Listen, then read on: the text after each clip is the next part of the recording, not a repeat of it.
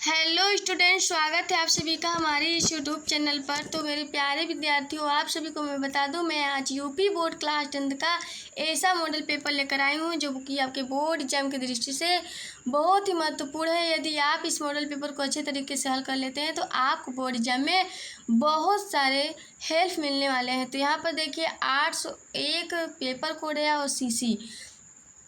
आप लोगों को समय एग्जाम में 3 घंटे 15 मिनट दिए जाएंगे, जिसमें नोट में है कि प्रारंभ के 15 मिनट परीक्षार्थियों को प्रश्न पत्र पढ़ने के लिए निर्धारित है। आपका पूर्णांक पूरे 70 अंक का रहेगा। तो चलिए निर्देशांक की तरफ चलते हैं। निर्देश में दिया गया है कि प्रारंभ के 15 मिनट परीक्षार्थियों को प्रश्न पत्र पढ़ने के लिए निर्धारित है। और यहाँ पर दूसरा देखिए कि प्रश्न पत्र 2 खंड अ तथा खंड ब में विभाजित है। सेम ऐसा ही आप लोगों को बोर्ड एग्जाम के पेपर में देखने को मिलेगा, इसलिए आप लोग ध्यानपूर्वक वीडियो को शुरू से लेकर अंत तक जरूर देखिए और चैनल को सब्सक्राइब करके रखिएगा। तो मेरे प्रिय विद्यार्थियों, अब चलिए इधर चलते हैं। यहाँ है कि तीसरा है कि प्रश्न पत्र के खंड अ में बहुविकल्पी प्रश्न है, जिसमें सही विकल्प का चयन करके ओ मार्कशीट पर नीले अथवा काले बाल पॉइंट पेन से सही विकल्प वाले गोले को पूर्ण रूप से क्या करना है, काला करना है। यहाँ देखिए अब चौथा में दिया गया है कि चौथा में खंड अ में बहुविकल्पी प्रश्न हेतु प्रत्येक प्रश्न के लिए 1 अंक निर्धारित है। और यहाँ पर पांचवा है कि ओ मार्कशीट पर उत्तर अंकित किए जाने पर के पश्चात उसे काटे नहीं तथा इरेजर एवं हाइलाइटर आदि का प्रयोग ना करें। इसे आप लोगों को ध्यान में रखते हुए अपने बोर्ड एग्जाम के पेपर को देना है। और यहाँ देखिए छठा है कि प्रत्येक प्रश्न के सम्मुख उसके निर्धारित अंक दिए गए हैं। तो चलिए अब खंड अ की तरफ चलते हैं, जिसमें आप लोगों का 20 MCQ प्रश्न पूछे जाते हैं बोर्ड एग्जाम में। और बहुत सारे स्टूडेंट क्या करते हैं, उसे छोड़ के चले आते हैं। तो यहाँ से आपको छोड़ना नहीं है, एकदम अच्छी तरीके से तैयार करके जाना है। तो चलिए हम स्टार्ट करते हैं, एक एक क्वेश्चन को हल करके बताते हैं। यहाँ पर देखिए पहला क्वेश्चन है कि द्विवेदी युग की समय सीमा है। तो यहाँ पर ऑप्शन इसी तरीके से आप लोगों को बोर्ड एग्जाम में दिया जाएगा, जिसे आप लोगों को एक ऑप्शन करेक्ट चुनकर अपने मार्कशीट में आप लोगों को क्या करना है, गोला करना है। तो यहाँ पर देखिए पहला दिया गया है वर्ष 1868 से 1900 तक। यहाँ पर बी वाला ऑप्शन है कि वर्ष 1938 से 1937 तक। और सी है 1900 से 1918 तक। और डी इनमें से कोई नहीं। तो यहाँ पर आपका राइट ऑप्शन हो जाएगा सी, 1900 लेकर 1918 तक समय सीमा द्विवेदी युग की है। तो चलिए अब क्वेश्चन नंबर 2 की तरफ चलते हैं। यहाँ पर क्वेश्चन नंबर 2 है कि शुक्ल युग के प्रमुख एकांकीकार है। पहला ऑप्शन डॉक्टर राम कुमार वर्मा और दूसरा है जयशंकर प्रसाद, तीसरा उदय शंकर भट्ट और चौथा मुंशी प्रेमचंद। तो यहाँ पर राइट ऑप्शन हो जाएगा दूसरे का ए, राम कुमार वर्मा। आप लोगों को इसको अच्छे तरीके से तैयार कर लेना है। जो स्टूडेंट पहली बार वीडियो देख रहे हैं, साथ में कापी और पेन लेकर बैठें, नोट्स बनाते चलें। तो यहाँ पर देखिए तीसरा प्रश्न है कि मुंशी प्रेमचंद की कहानी है। पहला दिया गया है कफन, दूसरा है ईदगाह, तीसरा है नमक का दारोगा, यहाँ पर चौथा है सभी।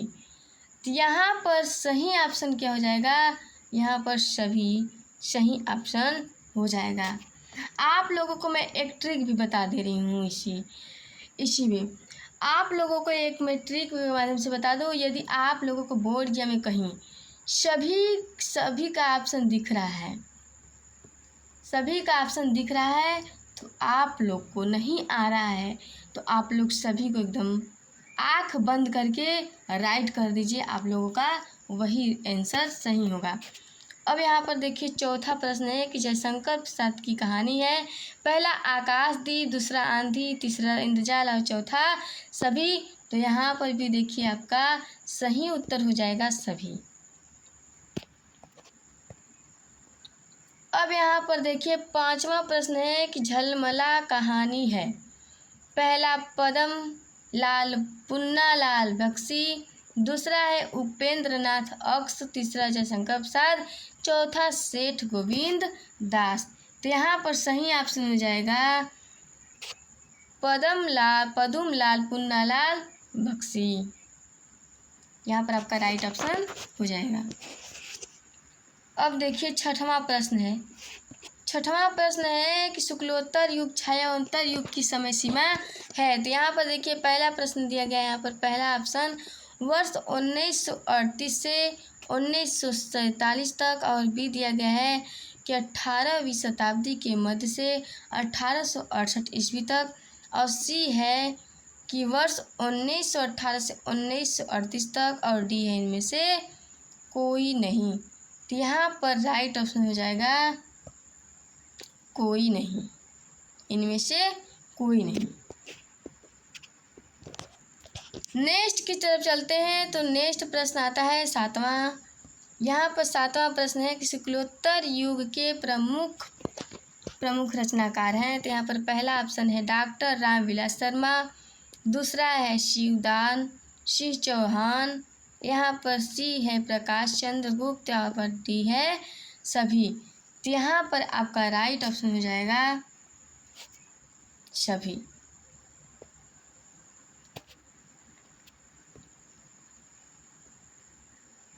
यदि वीडियो पसंद आए तो मेरे प्यारे स्टूडेंट आप लोग चैनल को सब्सक्राइब करके रखिएगा और एक लाइक भी दबा दीजिएगा। यहाँ पर देखिए 8वां प्रश्न है कि विचार विमर्श किसकी आलोचना है। पहला है महावीर प्रसाद त्रिवेदी, दूसरा है धर्मवीर भारती, और सी है डॉक्टर नागेंद्र, और डी है आचार्य रामचंद्र शुक्ल। तो यहाँ पर देखिए राइट ऑप्शन हो जाएगा यहाँ पर सी डॉक्टर नागेंद्र। 9वां प्रश्न यहाँ पर है कि रस मीमांसा किसकी आलोचना है। पहला दिया गया है महावीर प्रसाद त्रिवेदी, दूसरा है धर्मवीर भारती, तीसरा डॉक्टर नागेंद्र, और चौथा है आचार्य रामचंद्र शुक्ल। तो यहाँ पर आपका राइट ऑप्शन हो जाएगा डी आचार्य रामचंद्र शुक्ल हैं, रस मीमांसा की आलोचना है। यहाँ पर 10वां प्रश्न है कि ठहुआ क्लब किसका निबंध है। पहला बाबू गुलाब राय, और यहाँ पर दूसरा दिया गया है धर्मवीर भारती, तीसरा डॉक्टर नागेंद्र, और चौथा है आचार्य रामचंद्र शुक्ल।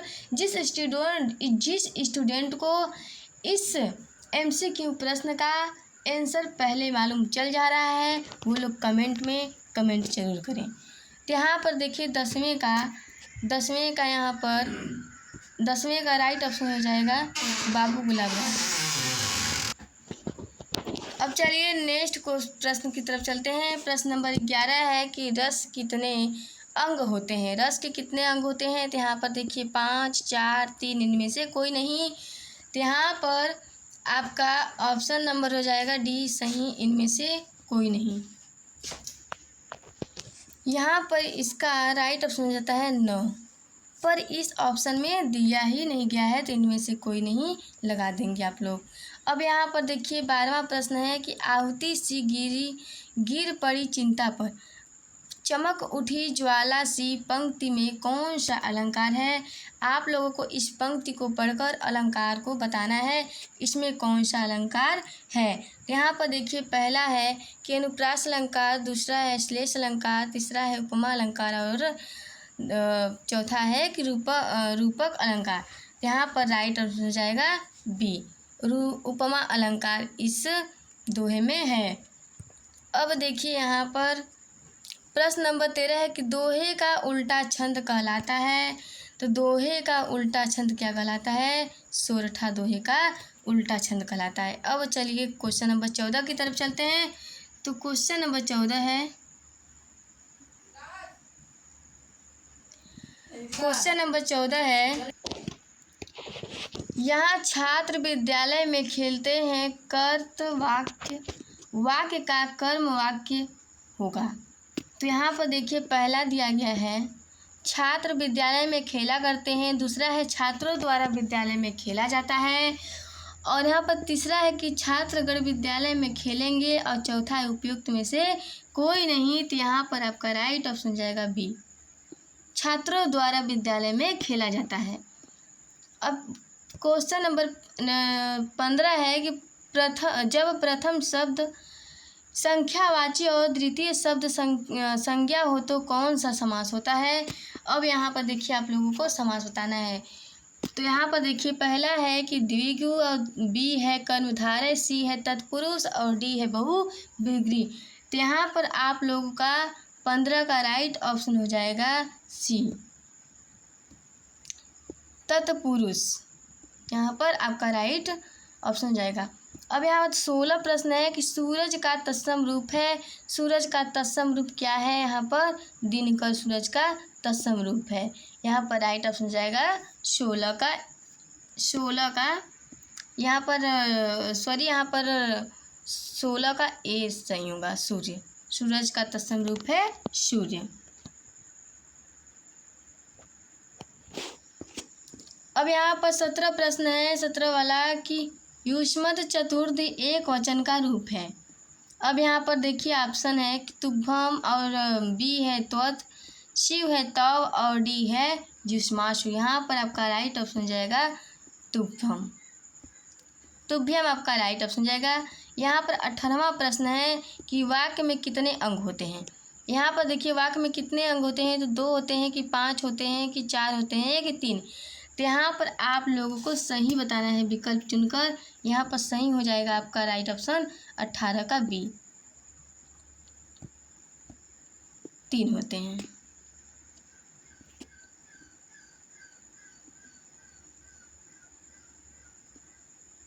अब यहाँ देखिए 19 वाला प्रश्न है कि कर्म वाक्य में प्रधानता होती है। यहाँ पर पहला है कर्म की, कर्ता की, क्रिया की, इनमें से कोई नहीं। तो यहाँ पर आपका राइट ऑप्शन हो जाएगा ए कर्म की। अब यहाँ पर देखिए 20वां प्रश्न है कि विकारी पद के भेद हैं। तो यहाँ पर पहला है 3, 6, 8, 4। यहाँ पर आप लोगों का राइट ऑप्शन हो जाएगा बी 6 होते हैं। अब चलिए खंड ब वर्णनात्मक प्रश्न की तरफ चलते हैं, जो बोर्ड एग्जाम में बहुत ही हर साल बोर्ड एग्जाम में पूछे जाते हैं। सब प्रश्न आप लोगों को किस तरीके से बोर्ड एग्जाम में लिख कर आना होगा, ये आप लोगों को मैं इस वीडियो के माध्यम से बताऊंगी। यहाँ देखिए सेम आप लोगों को बोर्ड एग्जाम में ऐसे ही प्रश्न दिए जाएंगे। इसी तरीके से आप लोगों का बोर्ड एग्जाम में परीक्षा में पूछे जाएंगे प्रश्न। अब यहाँ पर देखिए पहला प्रश्न पूछ रहा है यहाँ पर निम्नलिखित गद्यांश पर आधारित 3 प्रश्नों का उत्तर दीजिए। सेम टू सेम ऐसा ही प्रश्न आप लोगों को बोर्ड एग्जाम में आएगा, कुछ भी चेंज नहीं रहेगा। आप लोगों को यहाँ से 6 नंबर पक्का हो जाएगा। अब देखिए किस तरीके से आपको प्रश्न दिया जाएगा और किस तरीके से आपको हल करना है। तो यहाँ पर देखिए बहुत से लोग ऐसे होते हैं जिनके घड़ी भर के साथ से भी बुद्धि भ्रष्ट हो जाती है, क्योंकि उतने ही बीच में ऐसी ऐसी बातें कही जाती है जो कानों, अब यहाँ पर देखिए नेक्स्ट है, जो कानों में न पड़ती चाहिए। चित्त पर ऐसे प्रभाव पड़ते हैं जिनसे उसकी पवित्रता का नाश होता है। अब यहाँ पर देखिए आप लोगों को इतना अंडरलाइन में करके क्वेश्चन देगा और यहाँ पर पूछेगा कि रेखांकित अंश की व्याख्या कीजिए। तो आप लोगों को क्या करना है, इतने रेखांकित अंश जितने हैं उतने का व्याख्या कर देना है। यदि आपके बोर्ड एग्जाम में वहाँ से ना रेखांकित करे, यहाँ से रेखांकित कर दे इतना, तो आप लोगों को यहाँ से लेकर यहाँ तक व्याख्या करनी होगी। अब यहाँ पर देखिए पहला आप लोगों को अदिया प्रस्तुत अवतरण के पाठ और लेखक का नाम लिखना है। आप लोगों को पाठ का नाम लिखना है और लेखक का नाम लिखना है। और यहाँ पर देखिए बी है कि रेखांकित अंश की व्याख्या कीजिए। अब सी आपको प्रश्न दिया जाएगा इस तरीके से कि किस प्रकार की बातों का प्रभाव व्यक्ति पर जल्द होता है। तो यहाँ पर देखिए इस प्रश्न का आंसर आप लोगों को इसे पढ़कर अच्छी तरीके से, इसी में है, आप लोगों को यहीं से दे देना है।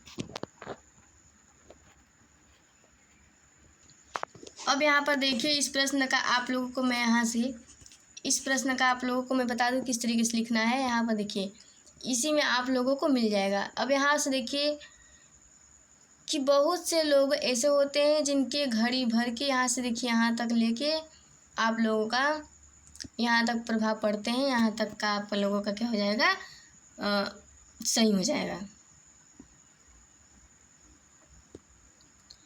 अब चलिए हम क्वेश्चन नंबर नेक्स्ट की तरफ चलते हैं। यहाँ पर प्रश्न 5वां है, अथवा में आप लोगों को प्रश्न दिया जाएगा इस तरीके से बोर्ड एग्जाम में, जिसे आप लोगों को हल करके आना होगा। यहाँ पर भी देखिए अंडरलाइन उसी तरीके से किया गया है। अंडरलाइन किए गए शब्दों को आप लोग क्या करना है, अर्थ में कन्वर्ट कर देना है। अब यहाँ पर देखिए उसी तरीके से प्रश्न दिया गया है कि प्रस्तुत गद्यांश का संदर्भ अथवा गद्यांश के पाठ और लेखक का नाम लिखना है। आप लोगों को संदर्भ सहित आप लोगों का पाठ प्रस्तुत गद्यांश हमारी पाठ्य पुस्तक इस तरीके से लिखना है। आप लोगों को पाठ का नाम और लेखक का नाम। और यहाँ पर सब प्रश्न है कि विज्ञान द्वारा प्रदत्त व्यक्त शक्ति का प्रयोग किस प्रकार से हो सकता है, इस शक्ति का प्रयोग किस भावना से किया जाना चाहिए। ऐसे ही आप लोगों को उत्तर उसमें से लेकर दे देना है। आप लोग अगर इस पेपर को अच्छी तरीके से हल करते हैं तो आप लोग बोर्ड एग्जाम में बहुत ही हेल्प मिलने वाला है, क्योंकि आप खुद से जब आप अपने कॉपी और पेन पे हल करेंगे तो आप लोगों को हल करने का तरीका और सारी स्क्रिप्ट आप लोगों को मालूम चल जाएगा कि कैसे हमें क्या करना होगा, किस पैटर्न पे बोर्ड एग्जाम का पेपर आता है, किस तरीके से हम बोर्ड एग्जाम में लिखें कि अच्छा नंबर पाएँ। तो आप लोग इस पेपर को ज़रूर अपने कॉपी पर हल करिए और उसे अच्छी तरीके से तैयार करिए।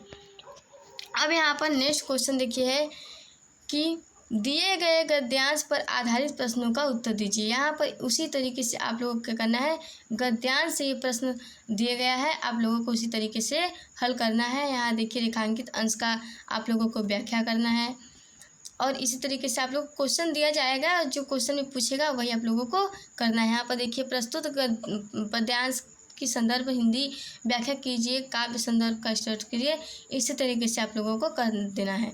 अब यहाँ पर देखिए अथवा वालों को भी हल करके इस तरीके से आप लोगों को बोर्ड एग्जाम में आना होगा। आप लोग स्क्रीनशॉट ले सकते हैं इस मॉडल पेपर का। तो यहाँ पर देखिए प्रश्न नंबर 3 है, दिए गए संस्कृत गद्यांश में से किसी एक का संदर्भ सहित क्या करना है, अनुवाद करना है। हिंदी संस्कृत में भी गद्य और पद्य से दोनों से पूछे जाते हैं। अब यहाँ पर देखिए आप लोग इस तरीके से ये दोनों अच्छी तरीके से तैयार कर लीजिए, बोर्ड एग्जाम की दृष्टि से बहुत ही महत्वपूर्ण होने वाला है। अब यहाँ पर देखिए अथवा में भी इसी तरीके से प्रश्न दिया गया है, आप लोगों को हल करके आना होगा। यहाँ पर नेक्स्ट अब देखिए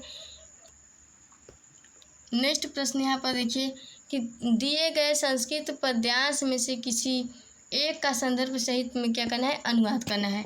अब यहाँ पर 2 आपको दिया गया है पद्यांश से। अब आप लोग क्या करना है, या इसका क्या करना है, आप लोगों को हिंदी में अनुवाद करके बोर्ड एग्जाम में आना है।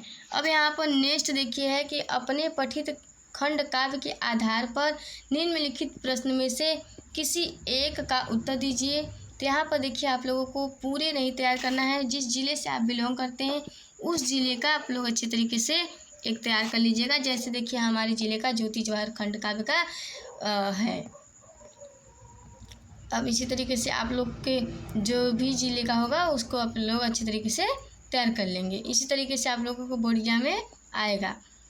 अब यहाँ पर देखिए दिए गए लेखक जीवन परिचय लिखते हुए उनकी प्रमुख रचना पर उल्लेख करना है। अब आपको क्या करना है, लेखकों का जीवन परिचय लिखते हुए उनकी रचनाओं पर भी क्या करना है, उल्लेख करना है, जिसमें आप लोगों को 5 नंबर यहाँ से मिल जाएगा।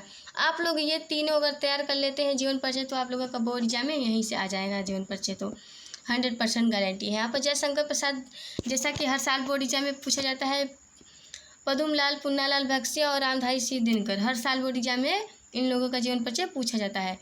अब यहाँ पर देखिए गद्य से था वो काव्य से, कवियों में से किसी एक जीवन परिचय देते हुए उनकी प्रमुख रचना पर यहाँ पर भी क्या करना है, उल्लेख करना है। उसी तरीके से आप इसे भी 3 तैयार कर लीजिए, महादेवी वर्मा, सुमित्रानंद पंत और माखनलाल चतुर्वेदी, आप लोगों का यहाँ से क्लियर हो जाएगा अच्छी तरीके से। अब यहाँ पर देखिए क्वेश्चन नंबर 7 है कि अपनी पाठ्य पुस्तक में कंठे कोई एक श्लोक लिखिए जिस प्रश्न पत्र में न आया हो। आप लोगों का ऐसा श्लोक लिखना है जो इस प्रश्न पत्र में ना आया हो तो आप लोगों को कम से कम 2 से 3 श्लोक को तैयार करके जाना है बोर्ड एग्जाम में। अब यहाँ पर देखिए नेक्स्ट प्रश्न है, निम्नलिखित में से किन्हीं 2 प्रश्नों का उत्तर संस्कृत में दीजिए। आप लोगों को इस तरीके से प्रश्न दिए जाएंगे, सेम इसी तरीके से इसी पैटर्न से आप लोगों को प्रश्न दिए जाएंगे और आप लोगों को दो लिख कर आना होगा। अब यहाँ पर देखिए कि निम्नलिखित विषयों में से किसी एक विषय पर निबंध लिखिए। आप ये मोस्ट इम्पोर्टेंट निबंध लेकर आए हूँ जो कि बोर्ड एग्जाम के दृष्टि से बहुत ही महत्वपूर्ण है, हर साल आने वाले हैं बोर्ड एग्जाम में। अब यहाँ पर देखिए प्रदूषण और उसका प्रभाव, अन्य स्वच्छ और भारत कदम स्वच्छता की ओर, देश प्रेम, अन्य राष्ट्र प्रेम और भारत में आतंकवाद, जो कि हर साल बोर्ड एग्जाम में पूछे जाते हैं। आप लोगों को अच्छी तरीके से हल कर लेना है। मैं अगले वीडियो में इस पेपर का सॉल्यूशन भी लेकर आऊँगी, इसलिए वीडियो को चैनल करके रखिएगा ताकि आपके पास भी नोटिफिकेशन जाता रहे। अब यहाँ पर देखिए क्वेश्चन नंबर 10 है कि विद्यालय में खेल कूद की सामग्री की ओर ध्यान केंद्रित करते हुए प्रधानाचार्य को एक प्रार्थना पत्र लिखिए। और यहाँ पर दूसरा दिया गया है कि रेलवे के महाप्रबंधक को एक शिकायती पत्र लिखिए जिसमें टिकट निरीक्षक द्वारा किए गए अभद्र व्यवहार का उल्लेख हो। आप लोगों को इस दोनों को क्या करना है, लेटर को तैयार कर लेना है। आप लोगों को बोर्ड एग्जाम में ऐसे आ जाएगा अच्छे तरीके से। यदि आप इस पेपर को तैयार कर लेते हैं तो आप लोग बोर्ड एग्जाम में बहुत ही हेल्प मिलेगा। तो मेरे प्यारे स्टूडेंट, वीडियो पसंद आए तो चैनल को सब्सक्राइब करिए और दोस्तों के साथ शेयर जरूर करिए। तो मिलते हैं नेक्स्ट वीडियो में पेपर के साथ, इस पेपर का सलूशन के साथ। तो आप लोग की पढ़ाई हमारी जिम्मेदारी। जय हिंद। तब तक के लिए आप लोग पढ़ते